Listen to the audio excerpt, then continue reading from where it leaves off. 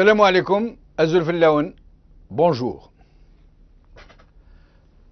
Pour aujourd'hui, un sujet moins grave que d'habitude, même s'il est objet de frustration pour de nombreuses familles. Nous parlerons donc de vacances d'été. Vous serez nombreux à me dire que les vacances ne sont pas le premier des soucis de millions d'Algériens, qui parviennent difficilement à joindre les deux bouts, qui se débattent dans des problèmes autrement plus élémentaires, comme de nourrir leur famille, de faire face aux nombreuses dépenses qui vident leur modeste budget, comme Ramadan, Eid Saghir, Eid Kbir, la rentrée scolaire et autres rendez-vous exigeants qu'ils redoutent. Mais il n'en demeure pas moins que des millions d'autres Algériens, plus ou moins vernis, parviennent à s'offrir des vacances plus ou moins confortables, je dirais. Ainsi, les touristes algériens sont devenus, on le sait, la première clientèle touristique en Tunisie. Mais ils vont aussi au Maroc, en Turquie, en Espagne et même en Grèce. D'autres familles restent en Algérie et se contentent des plages algériennes où les contraintes sont innombrables, depuis le manque d'entretien des lieux de vacances jusqu'à l'accessibilité à certaines plages quasiment privatisées au profit d'une classe relativement aisée. La marge est chaque année plus étroite et les prix plus prohibitifs. À ce rythme, ceux qui pourront s'offrir des vacances vont se réduire en peau de chagrin. Il y a enfin d'autres Algériens qui se comptent en centaines de milliers, qui viennent de l'étranger vers l'Algérie où ils vivent, ils viennent de l'étranger où ils vivent le reste du temps, en France par exemple, pour passer quelques semaines dans leur pays d'origine, pour se ressourcer, retrouver leurs parents, profiter un peu du climat. S'ils ont la chance de pouvoir profiter du change monétaire, qui leur est très profitable, ils doivent cependant endurer des tracasseries sans fin à la douane, à la PAF avec les compagnies aériennes, et etc., etc. Tout le monde connaît un peu le supplice de Tantale que subissent chaque année les immigrés qui rentrent au pays en été, et quand ils en reviennent. Et donc voilà, le tourisme en Algérie est un vrai problème. Et l'Algérie est pourtant le pays qui possède les plus grandes capacités touristiques du Maghreb. Mais ce secteur est comme le reste. Le tourisme est un tout, et pas seulement des paysages et un climat. Et donc malheureusement, hormis pour les gens riches, ou la nomenclatura, qui dispose de lieux de villégiature de luxe, privés, le reste du pays ne permet pas d'accueillir des touristes. Nous verrons donc aujourd'hui d'abord une courte vidéo sur certaines parmi les nombreuses difficultés que rencontrent nos immigrés quand ils viennent passer leurs vacances au pays, puis nous vous proposerons deux titres de presse. Al-Watan, vacances d'été, le casse-tête des familles algériennes.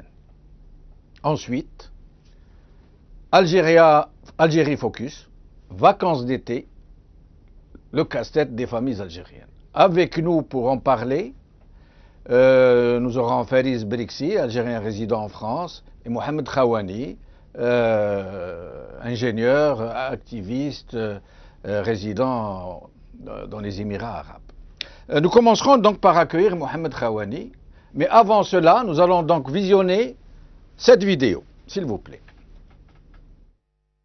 Pour les immigrés qui viennent passer leurs vacances en Algérie, le temps de traitement global d'un passager au niveau des terminaux portuaires passe désormais de 8 à 3 heures. Cette norme a été adoptée dans le but de faciliter les procédures en prévision du rush de l'été. Yasmine Cheib. Selon les statistiques de la wilaya d'Alger de 2011, le temps d'attente des passagers varie entre 7 et 8 heures au niveau du port d'Alger. Cette situation a engendré des conséquences négatives pour l'entreprise nationale de transport maritime de voyageurs. La compagnie a enregistré une forte baisse du trafic des voyageurs.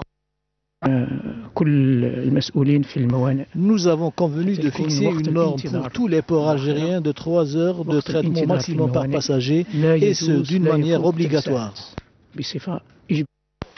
Les aéroports ont été renforcés cette année par des unités de sécurité spéciales pour mettre définitivement un terme au phénomène du vol de bagages et d'objets appartenant aux passagers, notamment au niveau de l'aéroport d'Alger. Nous avons constaté des pratiques négatives relatives au vol de bagages au niveau de l'aéroport d'Alger, dans la mesure où cette pratique a tendance à se dérouler au vu et au su de tout le monde. Cela interpelle tous les services concernés par la question de traitement des bagages. Et pour faciliter le déplacement des membres de la communauté nationale à l'étranger en Algérie, un guide, conseil et info a été mis à leur disposition au niveau des consulats, ports et aéroports. Mohamed Khawani, merci d'être avec nous. C'est moi qui vous remercie encore une deuxième fois et je tiens encore à insister que je me présente en ma qualité d'un membre du MLC, Mouvement pour la Liberté et le Changement, Inch'Allah. Très bien, parfait. Alors Mohamed, vous venez de voir cette vidéo, on nous dit qu'il ramène la durée d'attente de 8 heures à 3 heures. En fait, ce n'est pas vrai d'abord. D'abord, 3 heures c'est déjà beaucoup. Attendre 3 heures quand on vient de traverser la Méditerranée. Et en plus, ils n'ont pas réduit du tout. Les gens, quand ils rentrent en masse au pays, attendent beaucoup plus que 8 heures généralement et dans des conditions absolument désastreuses. Vous en savez quelque chose, je crois. C'est tout bonnement et tout simplement risible. Cette politique de désinformation et ces mass médias que nous sommes en train de payer de nos propres poches avec l'argent du contribuable et qui ne font que servir le mensonge à plein nez. Le problème qui se pose, ce n'est même pas le temps, c'est aussi les conditions, c'est la prestation. On dirait qu'en rentrant au pays, on a cette crampe à l'estomac qui nous fait, mais vraiment, ça fait mal aux tripes. Pourquoi ? Parce que à partir du moment, tout bonnement et tout simplement, ne parlons même pas du comportement, de tout ce qui est douane, de tout ce qui est police, de tout ce qui est les conditions d'attente, les lieux d'attente, les prestations par des gens qui sont censés servir, en fin de compte, le citoyen, mais qui se font au contraire servir par le citoyen. Oui. Et sans foi ni loi, et on n'a pas intérêt à parler droit si on veut à tout prix essayer d'arranger ces choses. Sinon, oui. On sait ce qui nous attend, quoi. Alors, le monsieur est en train de parler de faire face à la disparition des bagages, c'est-à-dire que c'est devenu tellement systématique, presque banal, mais il oublie de parler de la corruption au sein de la douane, que les gens doivent payer qu'ils les laissent faire passer ce qui ramène à leur famille de cadeaux. Il oublie de nous parler des situations sanitaires incroyablement indescriptibles. Toilettes, pas d'eau, des évanouissements qui ne sont pas pris en charge, etc. Est-ce que vous-même vous avez vécu ces conditions ?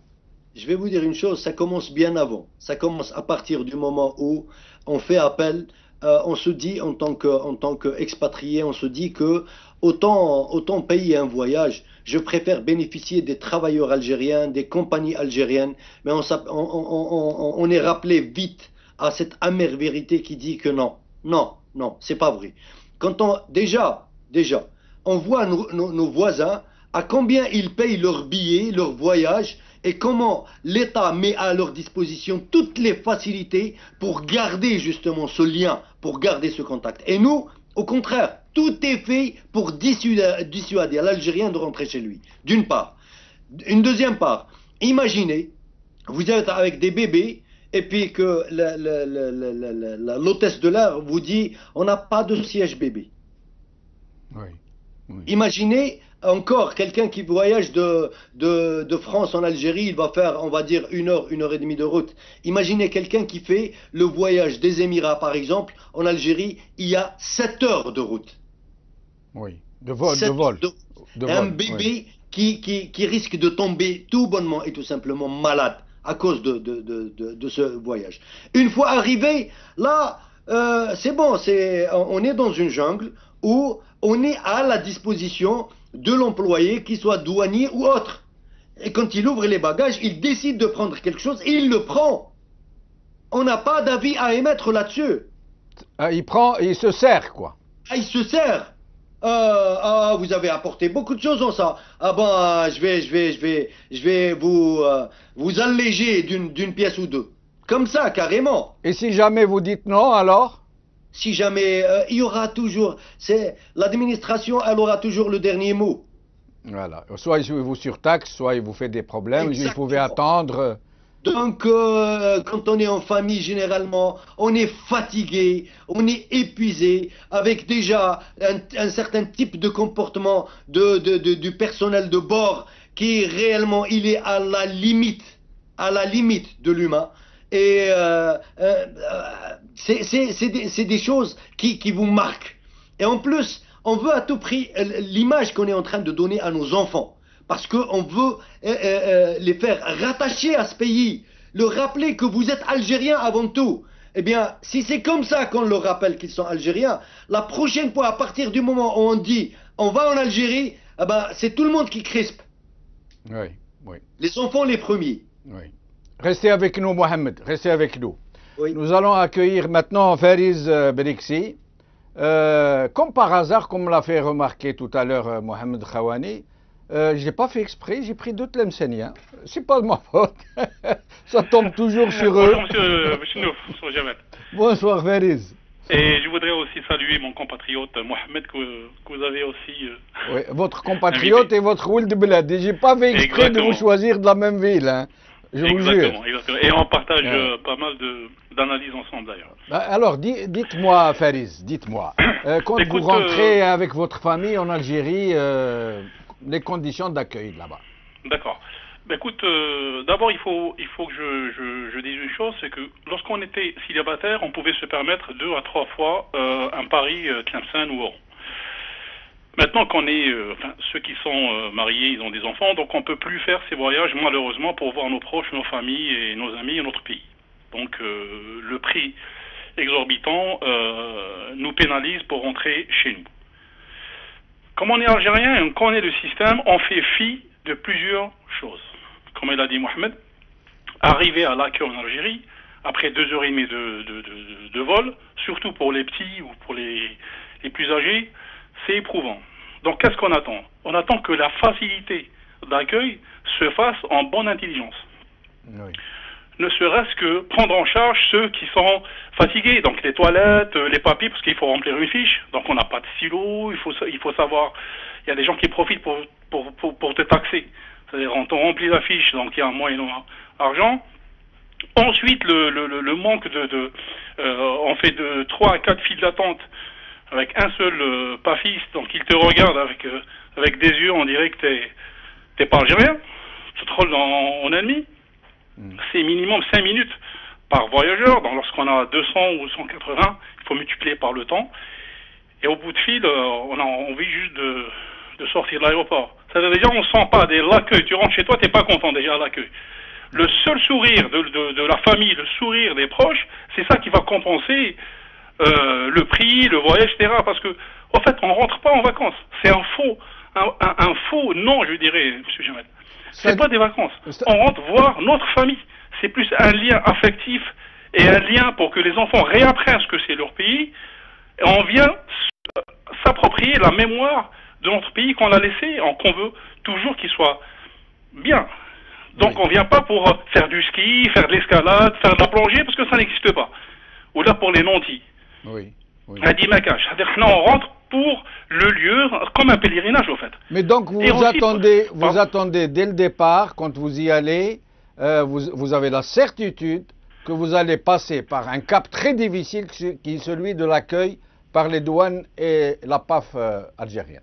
Monsieur Mohamed a bien résumé, il a dit une sorte de crampe et un nœud qui est à l'estomac. C'est vrai, parce qu'on ne sait pas à l'avance comment ça va se passer l'entrée. Qu'est-ce qu'il y a dans le bagage? Il faut passer par là. Tu dois montrer ton passeport 3 à 4 fois.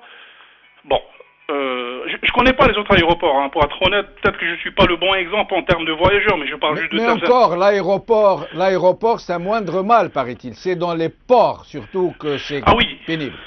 Oui, je suis tout à fait d'accord. J'ai jamais eu cette mauvaise expérience de voyager par bateau. Mes amis l'ont fait, que ce soit d'Espagne à Almeria à Razawat, ou de Marseille à Oran. Donc effectivement c'est des délais d'attente pour sortir qui dépassent les 5-6 heures et ça c'est...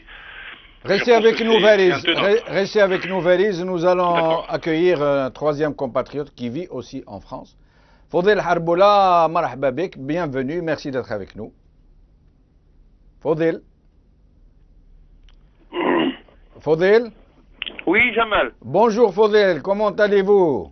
Bonjour Jabal et Barakallahu Fik, et merci et bravo pour toutes les émissions que tu fais. Merci, merci. Et bonjour à tous les téléspectateurs, où qu'ils soient en Algérie ou en France ou en Angleterre ou partout où vous êtes. Merci, merci pour tout le monde. Alors Fodil, on parlait avec Mohamed et Fariz des conditions d'accueil des familles émigrées qui vivent à l'étranger, généralement en France, qui rentrent chez elles pour se ressourcer en été, pour retrouver leurs parents, et qui subissent vraiment un accueil. Vous en savez peut-être quelque chose vous-même. Malheureusement, comme tout Algérien qui se respecte ou qui se respecte pas, malheureusement, nous sommes que du bétail. Que du bétail, tout simplement. Je pense que pour moi, c'est tellement facile pour essayer d'arrêter tout ça. C'est au lieu qu'on en parle, il faut qu'on soit actif tout simplement. Il faut qu'on aille devant les responsables et dire stop. Mais malheureusement, on revient tout le temps, tous les étés, à chaque fois, à chaque occasion, et on pleure. Mais bien sûr, c'est aujourd'hui c'est pire qu'hier, et demain c'est encore pire qu'aujourd'hui. Oui. Donc. Oui. Oui. Malheureusement. C'est l'humiliation à chaque fois, donc. Maintenant, c'est connu, c'est très connu, c'est même entériné dans la tête de celui qui voyage et de celui qui, tout le monde subit de toute façon, tous ceux qui attendent, etc. On a vu comment ça s'est passé l'année dernière. Oui. Et aujourd'hui, cette fois-ci, c'est pareil. Là, tout ça pour dire que si nous changeons pas de système, oui, radicalement. Mais tout ça, c'est des petites choses dans n'importe quel domaine. De toute façon, c'est comme si, il n'y a pas un secteur dans lequel on peut dire, voilà, ça marche.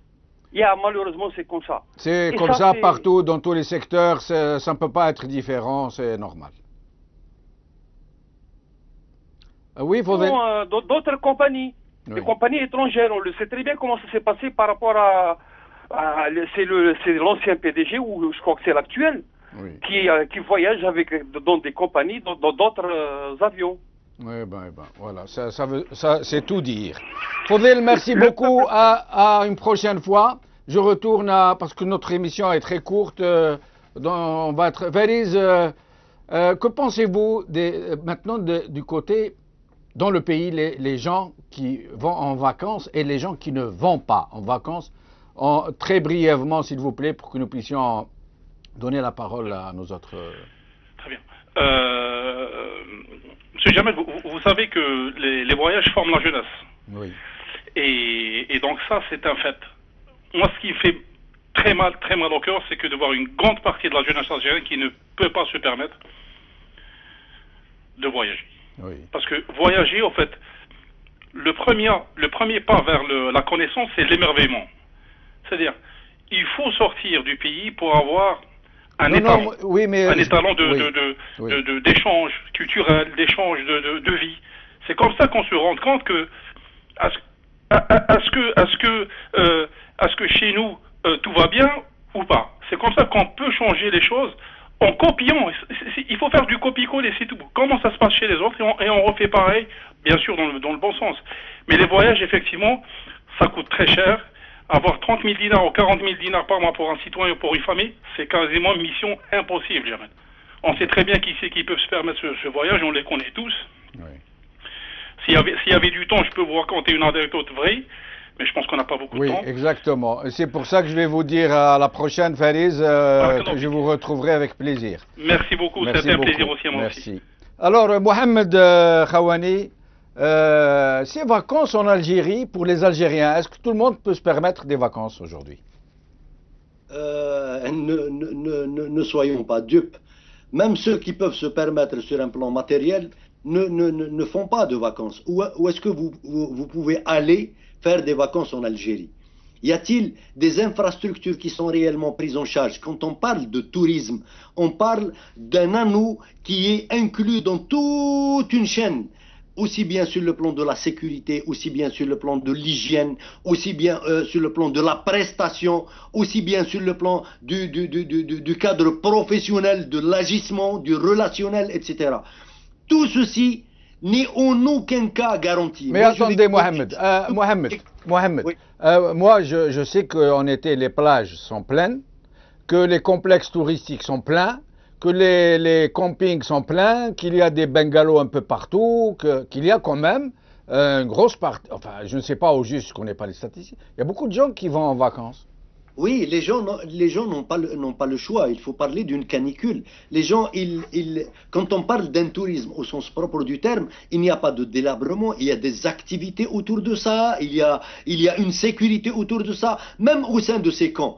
Est-ce que quelqu'un peut se permettre, par exemple, de rôder à 2 heures du matin? Est-ce qu'une femme peut sortir toute seule? Est-ce qu'une jeune fille peut sortir toute seule? Il est quasiment impossible. Au contraire, au risque de se faire agresser, de se faire voler, etc., etc. Et j'irai plus loin que ça. J'irai plus loin que ça en vous disant que il n'y a pas de professionnels du métier. Quand vous allez dans un restaurant, l'hygiène, le manque d'hygiène, il est flagrant. Mais vous n'avez pas de choix. Donc vous allez être obligé de prendre ce qui se présente et ça s'arrête là. Et essayons de voir les infrastructures hôtelières que nous avons.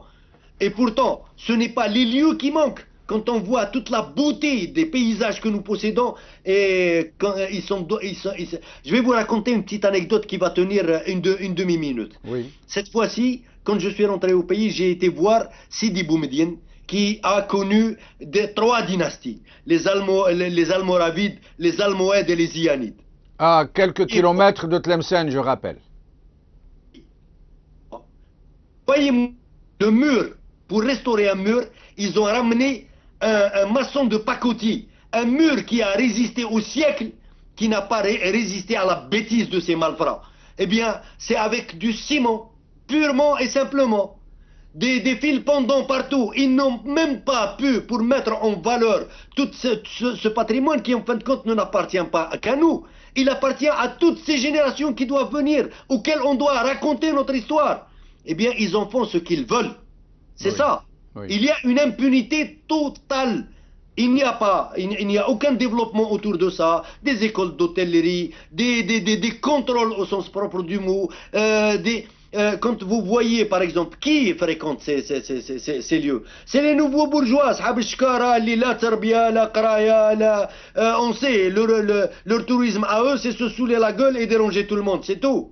Mohamed, moi je sais que en Tunisie, les Algériens sont devenus la première clientèle touristique pour les Tunisiens. Et ils se comptent en centaines de milliers. Est-ce que tous ces gens sont des privilégiés? Pas du tout. Ces gens-là, c'est des gens qui peuvent, même la classe moyenne, qui peut se permettre, mais qui ne retrouvent pas ce cadre touristique avec toute la sécurité que ça doit garantir, toutes les prestations que ça doit garantir, etc. La Tunisie a plus de tradition touristique. Le Maroc a plus de tradition touristique. Ceci prouve d'ailleurs que si nous avons besoin d'expérience, on n'a pas besoin d'aller la chercher très loin. Exactement. Elle est juste à côté. Oui. Quand on voit un site à Touzer, par exemple, en Tunisie, qui ne vaut absolument rien à côté de la beauté des sites existants en Algérie. Mais parce qu'il y a des professionnels derrière, eh bien, il est mis en valeur. C'est des postes d'emploi qui sont créés. C'est un chômage qui est endigué, etc., etc., etc. Oui, exactement, exactement. Malheureusement. Oui, oui.